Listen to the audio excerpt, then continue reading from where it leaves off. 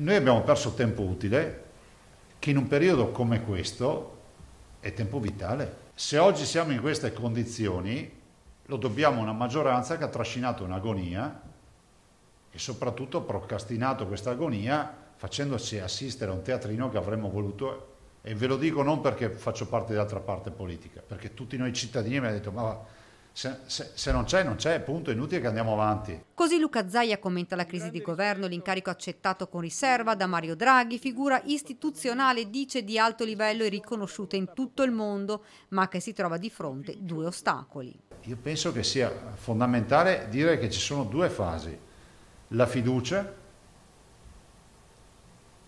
che non può prescindere dalla seconda fase, che è quella della progettualità. C'è un tema di progettualità ed un tema di durata di questo governo, poi aggiunge.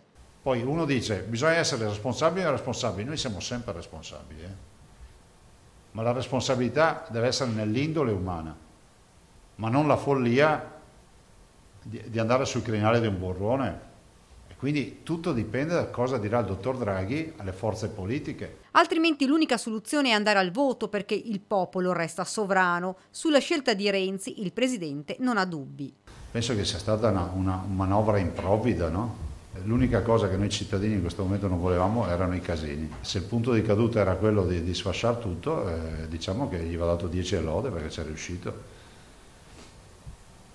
È che di mezzo ci sono un sacco di problemi sociali. La politica ha tenuto banco questa mattina, ma Zaia ha ricordato che dobbiamo fare i conti con una pandemia che non ha precedenti. Ha riferito sui dati e sulla diminuzione della pressione ospedaliera, soffermandosi sul crollo della curva. Dal 1° di gennaio la curva inizia a crollare, ma è inverosimile che l'impatto sulle terapie intensive che crollano il 1° di gennaio sia data da una restrizione che è avvenuta 6 giorni prima. Fra l'altro nel Veneto l'indice R/T non prevede al momento un passaggio di zona. Venerdì la nostra regione dovrebbe rimanere nella fascia gialla. Ed un'altra buona notizia arriva sui test fai da te.